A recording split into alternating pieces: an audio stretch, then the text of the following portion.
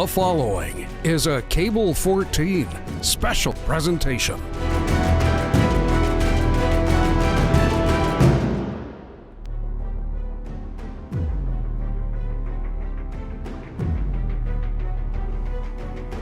Good evening. I'm Mike Fortune, and I will be your host for this, our weekly town hall meeting concerning the COVID-19 outbreak in the city of Hamilton. We welcome everyone watching and listening on Cable 14, 900 CHML radio, and on the City of Hamilton YouTube channel. Once again this evening, we are broadcasting live from the council chambers down here at Hamilton City Hall. And before we start, it is very important for you to know and understand that we are following all recommended procedures, including physical distancing, for tonight's broadcast. In order to promote physical distancing, this town hall is entirely virtual. Only essential personnel are here in council chambers. In-person attendance is not available for residents or media. And tonight we will continue to share the latest information and answer many of the questions you have regarding the current status of the COVID-19 outbreak within our community. We have a panel assembled that will spend the next hour answering as many of your questions as possible.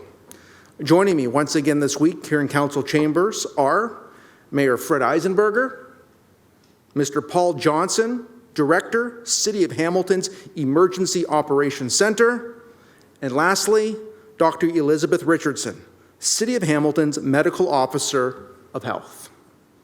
We welcome your participation in tonight's town hall meeting, and you can submit questions in one of two ways.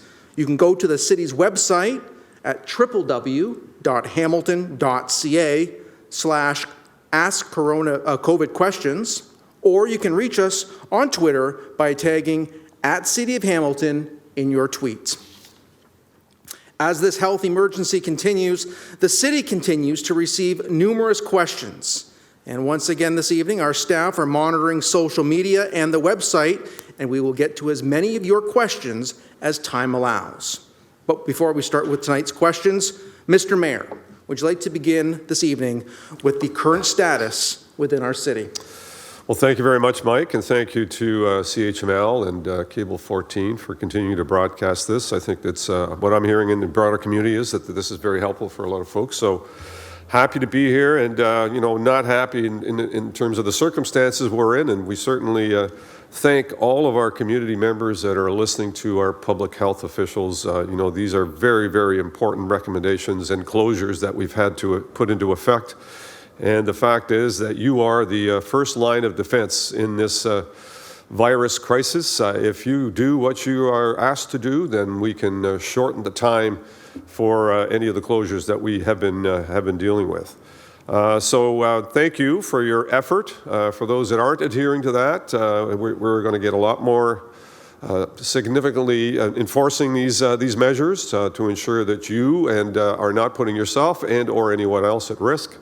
And we certainly ask people to continue to wash your hands, stay at home as much as possible. If you're going to go out and do groceries, do it once a week. Go to the grocery store, go directly back home. Treat your groceries. Some are recommending a wipe down when you get home. And make sure that you do not corner the market on any one product. Leave something for someone else. There's no need for hoarding. The community, the trucking industry, and the supply chain is doing just fine. I find myself, kind of shocked when I say this, but we have announced as of yesterday that the closures that we put into effect will last, or at this point, until May the 25th. And I'm still stunned when I say that, but the reality is this is going to be necessary. If we defeat this virus sooner, then of course we'll make adjustments to that. And if it goes on longer, we'll adjust again. But right now, as it stands now, all of our City Hall, all of our recreational facilities, all of our service centers, all the closures that we've announced, including the trails, the parking lots around the trails, the Conservation Authority parking lots, just about everything other than roads and streets have been closed to ensure that we're maintaining separation and not spreading this virus. Harsh reality, but a reality nonetheless. And if you're watching the news at all, you can certainly appreciate that this can go very wrong very quickly. We're already seeing increases in the cases that we have, and fortunately we've had minimal amount of death. But the reality is that should we not be able to get on top of this, then these issues are going to continue to increase. So do go to the Hamilton City Hamilton website and get all the information there. We'll give you those website and hotlines are on the screen. Visit that. All the information you need is there, including how you access federal funds and all the programs that are out there. And thank you, Mike, and I'll turn it back to you, sir. Oh, Mr. Mayor, thank you very much. Let's move on to some of those questions now that we have been receiving from our viewers and listeners. And we're going to start with you, Dr. Richardson. Can you share an update about the number of COVID-19 cases here in Hamilton and the current situation as of this evening? Absolutely, Mike. So today we're at 112 cases here in Hamilton as of noon today. About 23% of those now are due to community spread. We are still clearing up the backlog of test results that have come as the public health lab was having to sort of slow things down due to the lack of chemicals to process those tests. But now there are a number of labs that are kicking in and things are working much more smoothly. So for some people, they're experiencing their test results are back within about 3 or 4 days, and for others, they're still clearing up that backlog, as I said, so we're getting there. That's 11 more cases than yesterday, so our rate of increase in cases is continuing, but is not as bad as one might fear. We do have 9 people in hospital at this point. 15 have ever been hospitalized, so about 14-15% of those cases overall.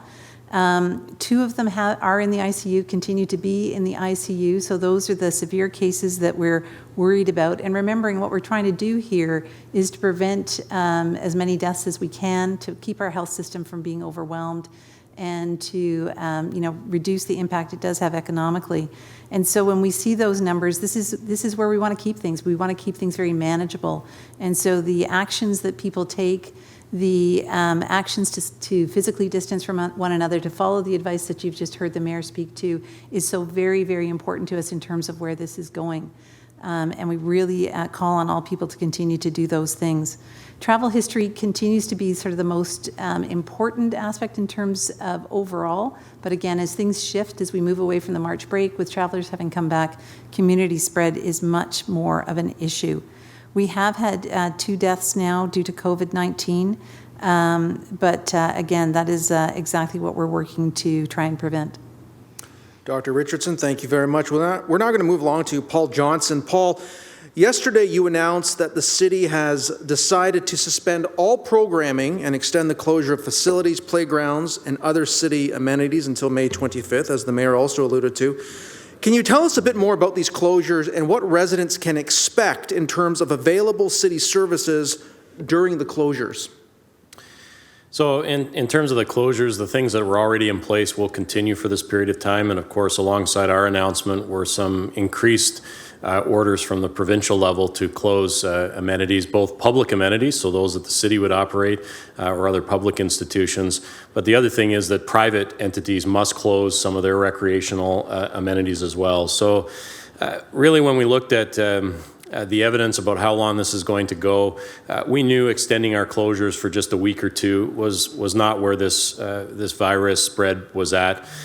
It really is more like the couple of months that it ended up being. And that's a tough decision, but we have to do 2 things. One is be realistic about when we might actually be looking at reopening some or all of the facilities and services. And 2, we need to give ourselves some time to do that when that time comes. So our mayor has been very clear that this was early on not something that was going to be over in a matter of days or even a few weeks. And as you see now, it's going to be a couple of months at the beginning. There is no magic to the date. I would love to say that between the mayor and Elizabeth and I, we have pinpointed the absolute date when everything will open up again. We don't have that power and ability and knowledge. What we do know is that that's probably the next opportunity for us to assess the situation and see what can happen. In the meantime, lots that you can do with the city online. You can apply for childcare subsidies. I understand childcare centers right now are closed, except for essential workers who can access free childcare. But you can apply for the subsidies so that when childcare comes online, families in need of childcare can be in the queue to get that subsidy. For our low-income residents, Ontario Work applications can be done in more virtual ways. You can register some complaints, as we'll talk about, I'm sure, as this evening goes on. You can license pets. You can apply for building permits and do some of the work around the construction and keeping that investment in this community going. Even things like open-air burning permits, which are very important for certain parts of our more rural communities in Hamilton, can still be done during this time frame. So our staff have adapted, our programs have adapted. The city's always had a great online presence for service delivery, and we encourage everybody to use those as best as they can.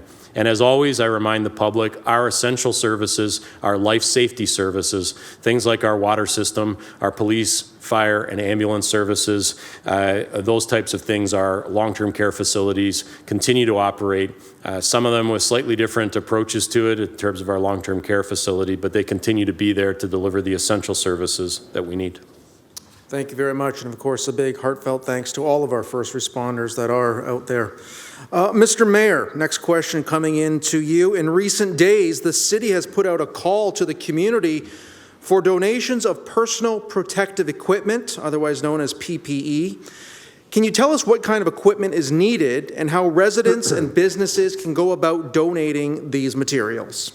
Yes, thank you, Mike. And I'm sure most everyone has heard in the news that there is a critical need for all of these personal protective equipment items, PPEs, as they say. I will say that they are surgical masks, N95 masks, impervious gowns, gloves, face shields, swabs, and hand sanitizers.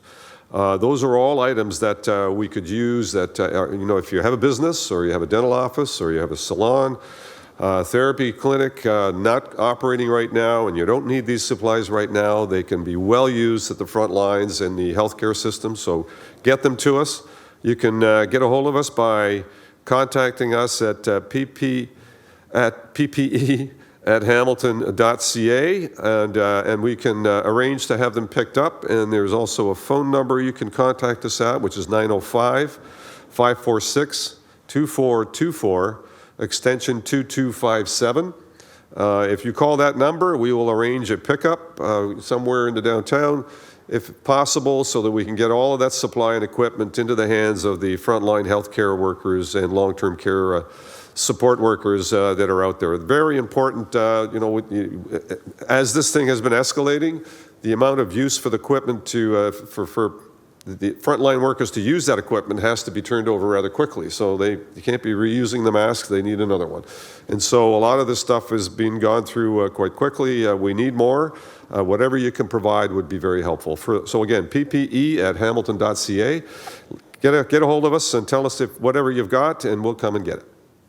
Thank you very much, Mayor. And again, just one more time, that phone number as well, I wrote down 905-546-2424, extension 2257, if you'd like to donate some of that personal protective equipment. Thank you very much, Mr. Mayor. Dr. Richardson, back to you. A question has come in. Can you talk a little bit about the tests for COVID-19? Who should get tested, and what is the timeline for how long it takes to get the results back? Absolutely, Mike. And I'm going to come back to one more thing about the current situation that I didn't say earlier, too, and that is around the number of resolved cases that we have. So what happens if a person does end up testing positive for COVID-19 or has symptoms like COVID-19? We do ask them to self-isolate, of course, for that 14-day period. And then once they reach the end of that period, if they are feeling well, if their symptoms have resolved, then they're able to go back about their business. They're able to come out of isolation. So we're happy to say that we have 34 people already out of those 112 that have gone through that time period, that they have become asymptomatic and they're able to get on about things again in their lives. When it comes to testing, though, we are still in a situation where there is a concern about the amount of PPE that the Mayor's just been talking about, the donation drive we have on. We know globally there is demand for this all around the world. And so, we hear all about people trying to retool to produce this here in Ontario, here in Hamilton, and around the world to produce it faster because the demand is truly there. And so while we have this restricted supply of PPE, we're actually limiting testing to a few particular groups. So absolutely you need to be symptomatic before you should be tested. Any physician or other healthcare worker is going to do their own assessment about whether or not an individual needs testing. But we're prioritizing symptomatic healthcare workers, regardless of where they may be working, whether it's in long-term care or in a hospital or other sort of facilities. So we're wanting to test them. We're also testing symptomatic residents and staff in long-term care homes and retirement homes and other institutional settings, because of course there we're very concerned both in terms of the density that people live in and the potential for the disease to spread, but also those of course contain some of our most vulnerable people, whether they're older individuals or people who are homeless. They're quite vulnerable to the complications of COVID. So they're definitely a priority group to test. Hospitalized patients, of course, are a priority group who have respiratory symptoms. And overall, we're very interested in testing people who live in remote or Indigenous communities, within the province as a whole. As well, symptomatic travelers are very much a group that we're concerned about testing. And finally, of course, the contacts of any cases that we have are there. So for now, we're really focusing and prioritizing testing there. We know testing does have a significant role to play as this goes forward. So as supplies hopefully become more available, we are anticipating that might get broader, but at this point, we're still focused on those priority groups. If you don't mind, I just have a quick follow-up question regarding those 34 who are now free and clear. Are they now immune to the COVID-19 virus, or is there a potential that they can maybe catch it again? So that's really one of the million-dollar questions that's out there about will people be, permanently immune to this virus as it goes forward? And we're still learning about all of that. Many people are betting that is the case, but we'll know better over the coming weeks. Thank you very much. Paul, we're going to head back over to you. A question has come in that there have been a lot of changes to HSR. We touched on it last week regarding the service in light of COVID-19. And we've had lots of people write in with questions related to the challenges of keeping appropriate physical distance on boarded buses. Can you speak to the status of public transit here in our city and let customers know what they can expect in the weeks ahead? So the first thing I'll say is I'm incredibly proud of our transit system. We continue to operate our transit system. Some people may have noted that other municipalities had an entire shutdown of their transit system. And I think that speaks to the work that's happening between all of our drivers and operators and mechanics and all those that keep our transit system going. And ourselves in the EOC, we're constantly made aware of the challenges that they face. But I will say, Mike, that as this virus progresses, and particularly now that we're into an increasing amount of community transmission of the virus, some additional measures are going to be taken by HSR beginning this Friday. We're going to begin to limit customer loads, so the number of people on buses, in order to help keep those numbers down. That helps the passengers on the bus to keep some separation, but it also helps make sure that we can keep a good physical separation for our drivers. And so there will be pass-bys. There will be buses that drive by when they are at this capacity. And it's about 10 people on a normal bus and about 15 people on the articulated buses. There will be a further separation of our driver from passengers, and we are going to begin asking on Friday that all customers enter and exit through the rear doors of the buses. This also means that for people using mobility devices, including wheelchairs and scooters, that they're best to travel with someone, a companion, that can help them get on and off the bus, because they're no longer boarding through the front of the bus where the operator would assist them. And that's going to create some concern, I understand, and some challenges. We're trying to balance with HSR how they continue to operate and how we continue to deliver service with the ability of people to actually use this transit for what it's recommended for, which is essential trips only. This will mean for customers that sometimes you'll need to wait for a second or third bus. I did report earlier this week that we are putting additional buses on heavy routes at heavy times. While we're not able to get back to our full Monday to Friday operation yet, we do have additional drivers available, and so we're putting them on the road when we can to try and limit this. But the Barton, the King, the Delaware, the Beeline, those are the routes that are most affected by these changes, and at certain hours of the day. Traveling by transit will not be as effective and as it has been during normal operations. But our entire goal here is to keep transit going. And these are the kinds of difficult decisions as this virus progresses and it changes in terms of how it's working in our community. These are the kinds of things that we're moving forward. Most of our transit operators understand and are thanking daily our drivers and our operators for the work they're doing. I'd just remind the public that the drivers are simply trying to do their job. They're trying to be safe at their job, and they're trying to continue to do it. Taking your frustrations out on them is not helpful. And to employers in this community for whom transit, we're really trying to make sure transit is on the road for people who need to get to work. For employers who can, if you can be flexible in the times that you have people coming to work, particularly those who use transit, that can help kind of level out the amount of people that are using transit. So I know some of these changes will be hard for some folks in this community. We recognize that, but that's the balance we're under right now. But we do also know that people should not be out just taking transit for transit's sake, and we strongly, strongly, strongly encourage people to only use transit when it's essential to move around the community. Practice your patience and pre-planning going to be very important over the next little while. Thank you very much, Paul. Mr. Mayor, how is the city going about communicating with its diverse communities in Hamilton and our large newcomer population? Given the significance of this global pandemic, what is the city doing to ensure that everyone is informed?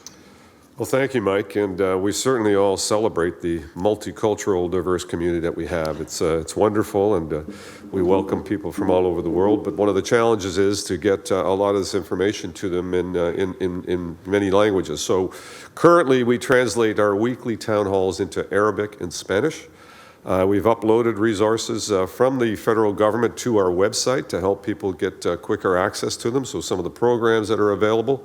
And on that site, they are available in many different languages. So they can go to the hamilton.ca/coronavirus website, and you can get a lot of this information there in multiple languages.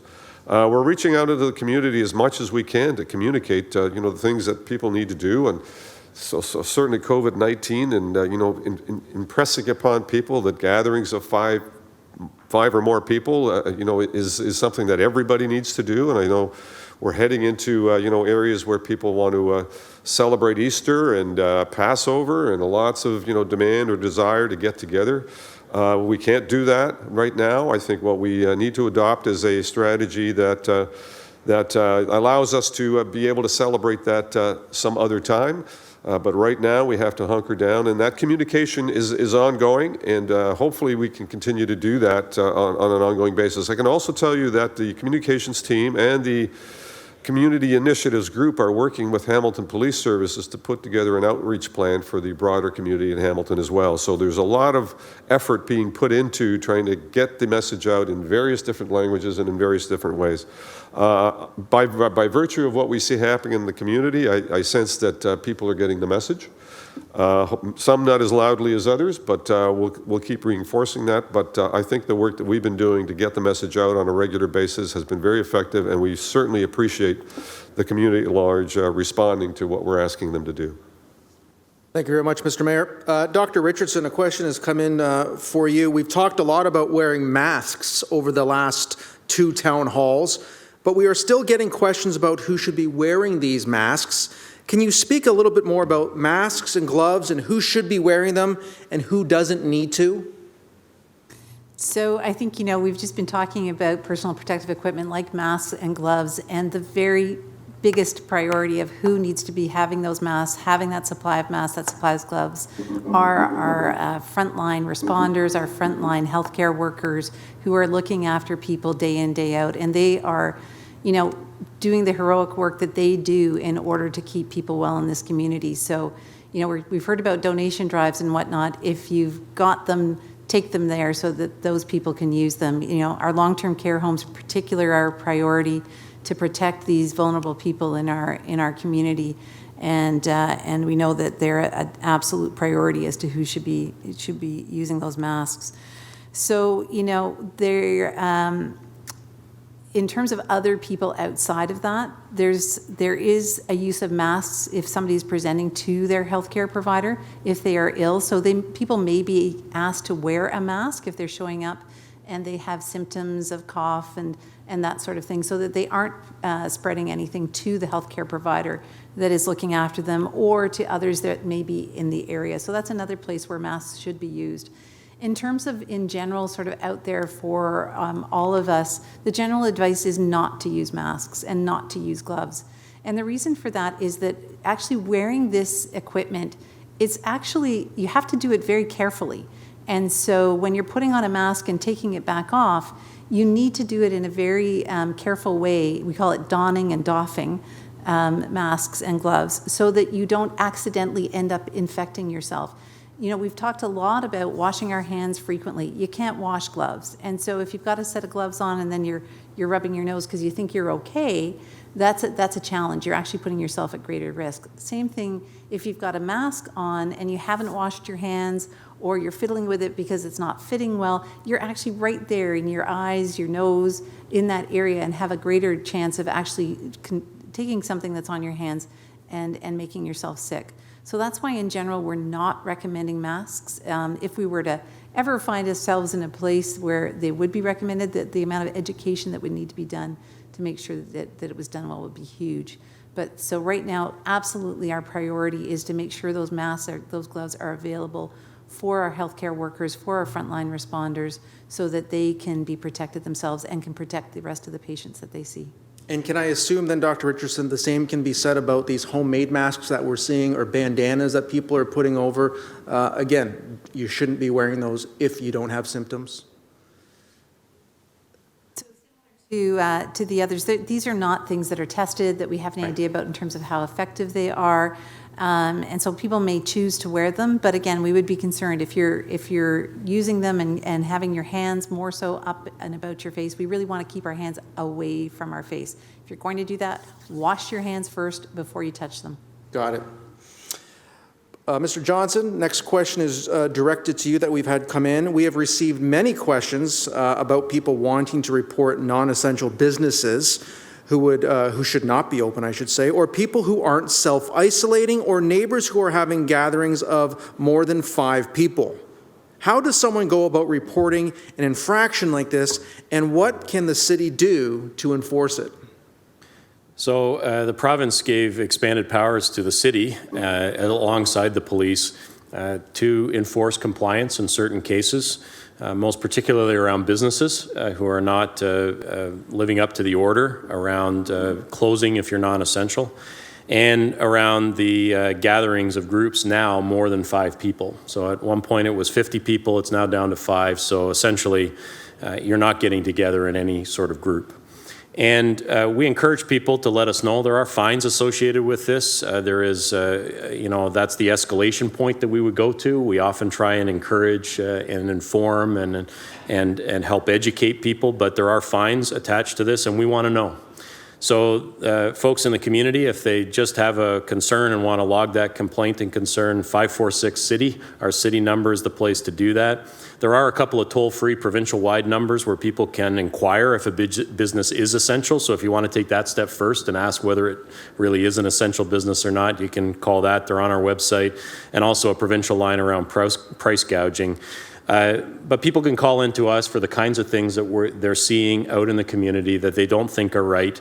And quite frankly, the people that are concerned about this, they're on the level. It's not right. I will say that many, many people are doing the right thing, and I am really, really pleased to see that. I'm also pleased to see when people perhaps need a little bit of more education about how to do the right thing, they are quick to comply. Last night we had a situation with that, and a business quickly complied and actually sent in a letter of apology. Not necessary, the education is what we were after, but took that step to say, we're really sorry, we didn't quite meet what it needs to be. Rest assured we'll do it. I've talked about my own experiences going to the grocery store, going to the pharmacy, where specific steps have been taken to help people understand what the physical distancing looks like, and by and large people are respecting that. I am here tonight, though, to say that we've had some incidences that we need to talk about, and we quite frankly need to knock it off in terms of some of the things going on in this community. Our bylaw officers are still patrolling our city to keep everybody safe, and they will respond to reports of illegal activity, vandalism, graffiti, illegal dumping, those types of things. We've seen an increase of it. To those who are using this as an opportunity to dump things in our community that they normally wouldn't do because we've seen an increase in it. It's not the usual offenders, there's an increase. Knock it off. For those that are choosing to tear down the barricades and take away the signs that are closed some of our facilities, we need to knock that off. We're putting these up to protect the public. We're doing it under the provincial order, and the fact that these things are being done simply needs to stop. For those that are continuing to go ahead with building projects without getting a building permit, including in one egregious case, putting a full addition on a home, knock it off. You know that our building department's open. You know that those permits can be applied for. We've said that repeatedly in these sessions, and it's on the website very, very clearly. So for those who are choosing not to get the message that no one woke up 3 weeks ago wanting to close our parks and our play structures and our stairs, and we're going to get to that. I know at some point, I'm sure there's 1,000 questions about stairs tonight, that we were going to close our rec facilities and not have childcare and have kids out of school for 6 or 7 weeks. No one got up 3 weeks ago wanting to do this. It's being done for a purpose. And for those who are doing it, our team at the city applauds you. We don't have enough staff folks to deploy to every community and every street across the whole city. But right now we're running ragged, keeping up with what's happening in terms of a few people that are choosing to ignore this whole situation. So I thought I'd use the term knock it off because I just think that's a term I've often used when I referee. A couple of players starting to escalate a bit, and I usually just say knock it off. 99.9% of the time, that may be good enough. I'm really hoping that's the thing that carries tonight, Mike, so that we don't have to turn to our more heavy situation, which is fines or criminal charges. On behalf of our bylaw officials, I will let you know that the use of these facilities that are closed carries the fine. The destruction of our signs or our barricades could be deemed a criminal offense, and there's an even heavier penalty for that. So let's work together and do what we need to do in these times. And thanks for the opportunity to share a bit of that tonight. Oh, by all means, fantastic messaging, and we hope more and more people are getting that message. Thank you very much, Paul. Mr. Mayor, pretty simple one for you that just came in. What will the city be able to do to help residents with their tax payments? Thanks, Mike. So that's a question that's come up often. And because the next installment is at the end of April, we will be meeting on April the 8th as a council, and the staff will be recommending a deferral of penalties and interest for 2 months on any late payments of taxes. Now, what we're asking for people to do is those that can afford to pay, please continue to do so. If you're not having any financial challenges, we need that tax revenue. We want to continue to function in our city. We need the cash flow. So please do continue to pay your taxes. And for those that are having difficulty paying the bills and, you just bought a house and the tax bills come and due and, you're scrambling and you just lost a job or you've been laid off, you'll have a 60-day deferral opportunity here to not have to pay and until such time as hopefully things kind of settle down. We may very well at council decide to add another 30 days after the 60 days, so it could be a 90-day deferral, but it is a deferral, and so we can't waive the taxes. We can't run a deficit as a municipality, although I believe most municipalities this time around are going to have some form of a deficit, and we're going to ask our federal and provincial partners to look at that as well. And we have, and they are, they're putting enormous amount of resources out to help people and businesses be as whole as they can be to be able to survive this. More money is coming, I am assured. So massive investments are happening. This is one way that the City of Hamilton can help, in terms of the tax deferral. So I expect on April the 8th at our council meeting that council will approve that, and that'll be certainly an assist for those that are having financial challenges at this point in time. I expect that, for those that, need to knock things off, this will be one thing that council will knock off and hopefully help people in the short term, that, we all want to do our bit to make it work for everybody in our community. Mr. Mayor, thank you very much. Dr. Richardson, we're going to come back to you now in regards to the fact that we are getting a lot of questions about where those people who have been confirmed to have COVID ID live and work within our community. Does public health share information like this, and where can residents go to find it? Your mic, please. Thank you very much, Mike. It's a really a quick answer, but I'm going to give you a bit of a longer one. The answer, of course, is no. We don't share information like that. We do collect a lot of information from people when we're going through and investigating these cases, and that information is protected under legislation. It is their own personal health information. It's private, and we're prohibited under legislation from releasing that. We also, the other issue is that there is community spread out there. We know it. We've known it now for a couple of weeks, and so everybody in the whole community needs to be concerned about this. They need to be taking the actions, taking the measures to reduce spread, the personal measures in terms of washing your hands, staying home if you're ill. And I need to emphasize that one yet again, because we continue to see when we're investigating cases that people continue to go out when they were not feeling well.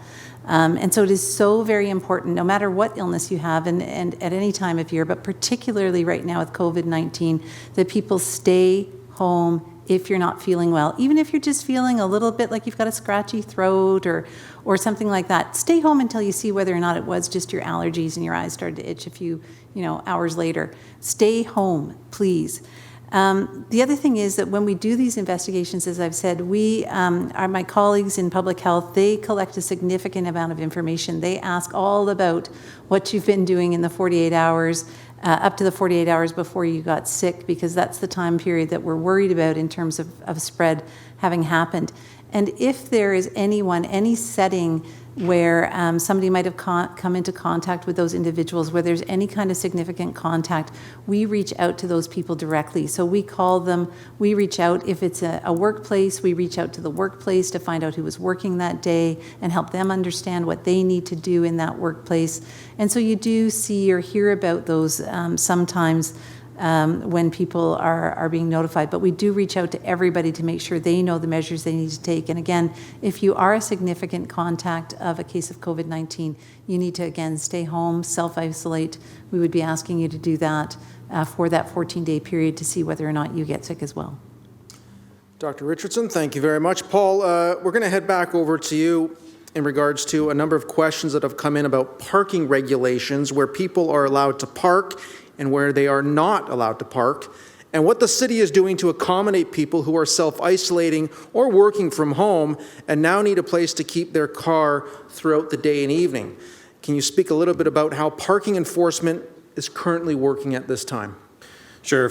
So for those in residential areas, we've completely relaxed any restrictions that might have been in place. It might have been 1 hour parking, 3 hour parking during the day. The 12-hour parking rule in residential streets, we're not enforcing that either. And on a lot of the surface lots and meters, you're going to get a pass for now. The reality is, though, we are still enforcing traffic safety and community concerns related to parking. So regardless of whether you're self-isolating, working from home, having to be home to take care of kids, you can't park in front of a fire hydrant. You can't park over a crosswalk at a corner. Those things will be taken care of, and you will get fines or whatever the next steps are in certain cases. So we're asking people to do the right thing in terms of the safety of the parking. Don't go to places that we've closed off and park on the roads around them. We've closed the parking lots for a reason. It's because you're not supposed to go there. Over 300 people were at Albion Falls today, despite the fact it's closed. Many of them chose to park any which way but Sunday around the area, and so we were enforcing that. Again, our resources are focused on this emergency at hand, and we really don't want to be spending our time having to do this kind of thing, but we will enforce parking that we consider to be a safety issue for the community.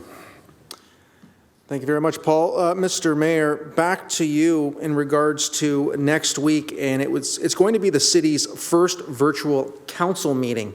Can you tell us a little bit more about this and how it will work? Will there be opportunities for residents to submit videos or presentations electronically for review by council or committee?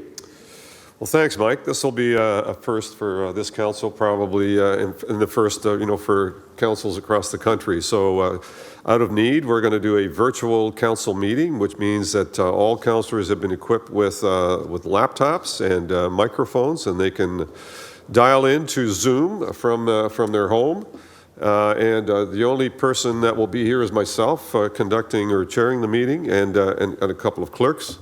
And we will have an agenda that is modified, so clearly it'll be, the urgent issues that need to be taken care of. It won't be the kind of agendas we've had in the past where, there's reams and reams of material. We're going to narrow the focus here on some of the critical things that have to be done, including the tax deferral that we talked about a little while ago. Anyone that wants to delegate will only take written submissions at this point. The agendas will be distributed as we do in all cases at the appropriate time, at the appropriate hour, many days before the agenda is finalized or before the meeting is done. And so people can look at the agenda, they can make written delegations, we'll entertain them all. There'll be interactive dialogue between council members, debate as we normally would in all instances, but all of it will be done through the benefit of Zoom, and people can dial in through the city's live stream. That will be ongoing, so you can watch and observe, as well as on the YouTube channel. So it'll be a fully public meeting, virtual. Wonderful. Good stuff. Thank you very much, Mr. Mayor. Dr. Richardson, back to you now. Are there any specific directions you would give to those residents in our community who are older or immunocompromised? Yeah, this is a group of people that we're quite concerned about, and these are the people we're really trying to protect with all of these measures. These are the people that are most at risk for severe complications, for getting viral pneumonia, ending up in an ICU, and perhaps, unfortunately, even passing away. So these people, we're asking them, you've heard the Chief Medical Officer of Health, David Williams, talking about the importance of these people going into protective isolation. This is a recommendation. It is, of course, their choice. They can't be ordered to do so, but it is highly recommended that they stay home and isolate themselves. So in these instances, it's so important that our community pulls together to support these individuals so they can do just that.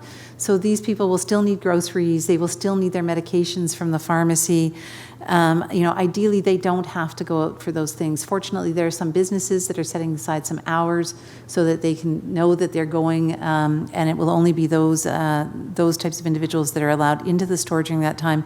But better yet, if they can manage to get what they need through online shopping, or they can have a friend or a neighbor or somebody who helps out to get those essential items, it's very, very important. I know there have been community groups and others that are working to support these individuals, and so to continue to look to those rather than leaving the house themselves. Thank you very much. Of course, just be that good neighbor. If you have their phone number, give them a call, check in on them, say hi. A little conversation would be good for them too, no doubt. Thank you, Dr. Richardson. Paul, back over to you. You touched on it briefly. Here is the question, I think, maybe of the day. Can you clarify what the status is with the escarpment stairs? Are they open or closed for people to use?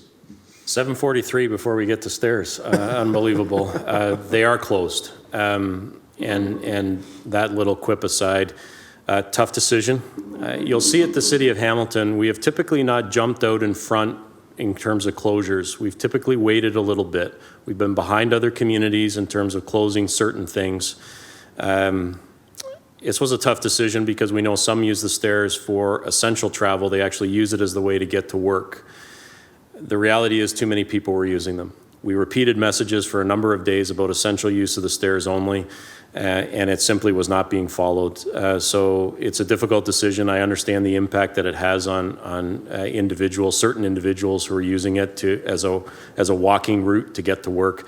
But they are closed, and they're signed as such at both the top and the bottom, all the escarpment stairs.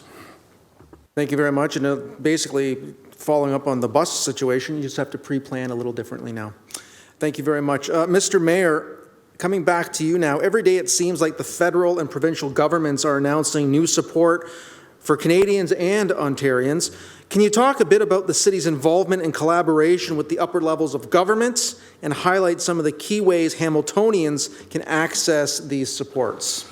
Thank you, Mike. And yes, this has been actually a very interactive effort between the federal, provincial, and municipal governments. We're in constant contact with Minister Freeland, who is typically our contact going forward, the Deputy Prime Minister.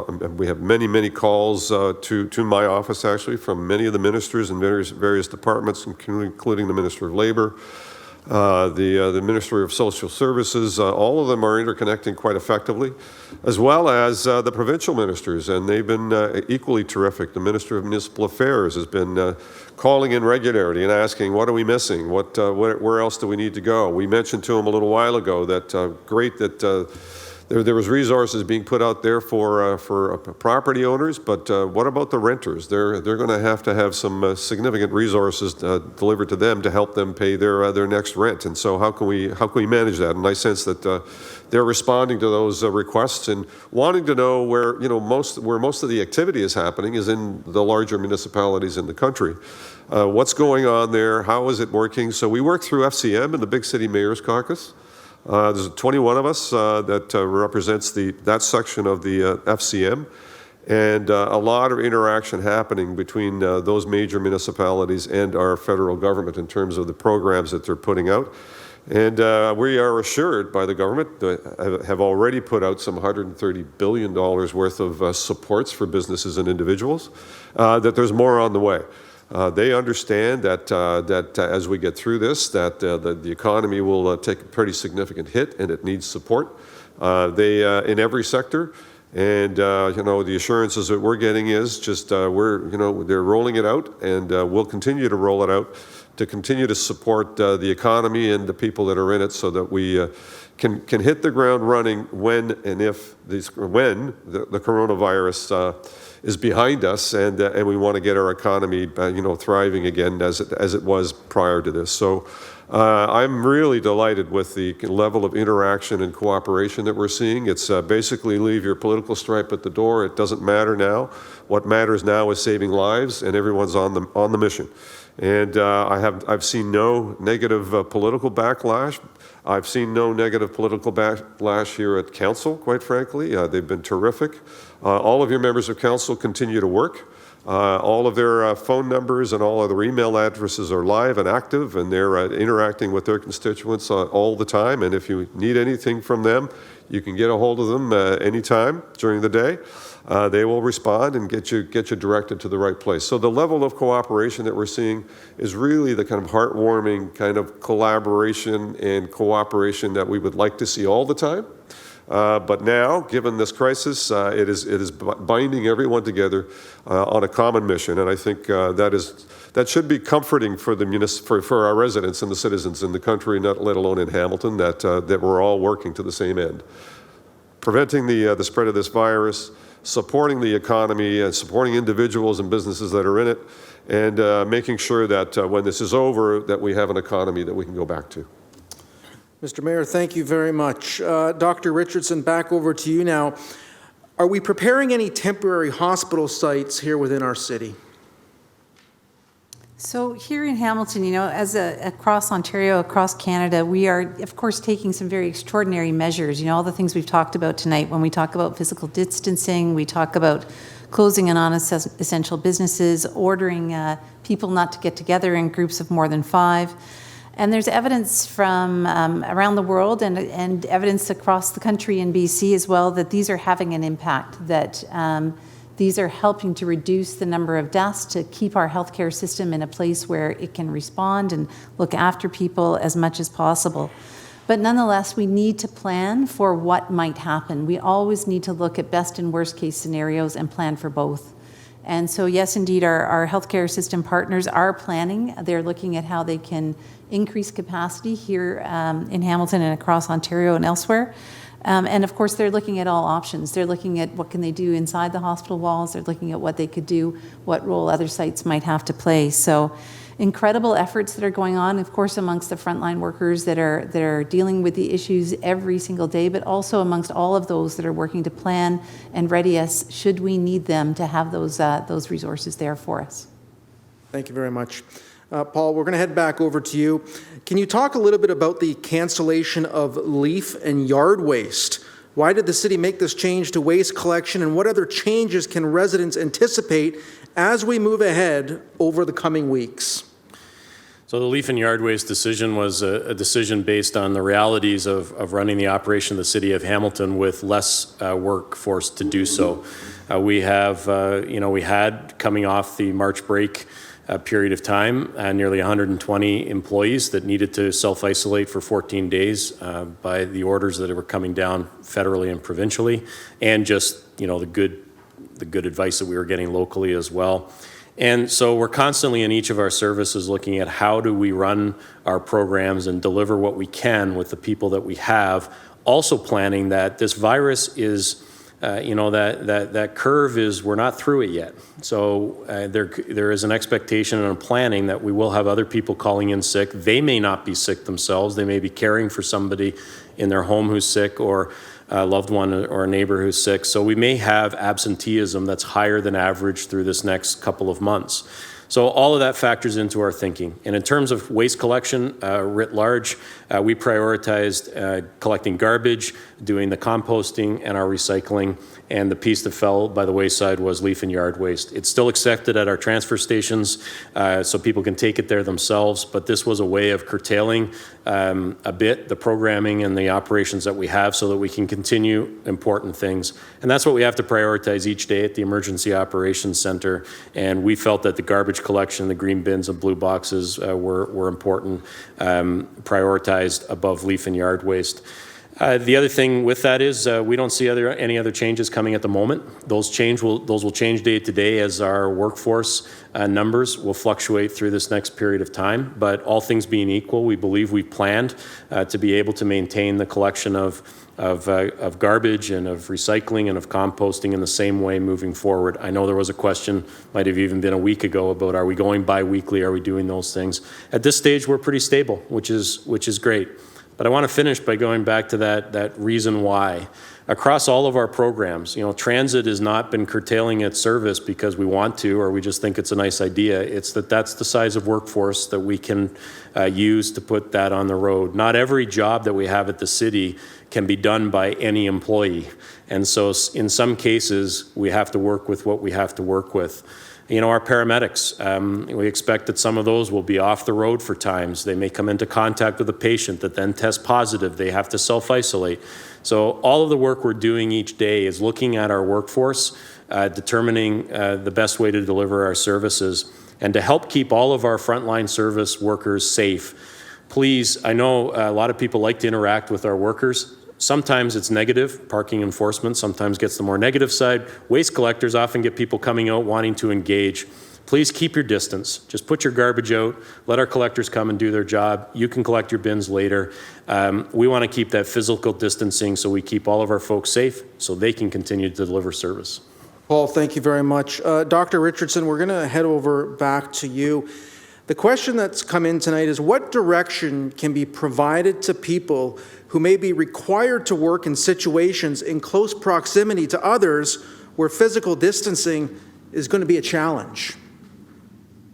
Thanks, Mike. Those are situations, of course, they are challenging for everybody involved. In those, we've had the general request for all employers to look at their work. When we think about preventing the transmission of illness, we think about different levels at which we can prevent that. And the use of personal protective equipment is that last sort of level. But there's lots of things we look at, like how can you change the process so that people don't need to be so close? How can you put a physical barrier in between? And so many of us will have seen in grocery stores, for example, where they've put up plexiglass with a small area where the pin pad can go through so that you can pay with your Visa or your Interac debit.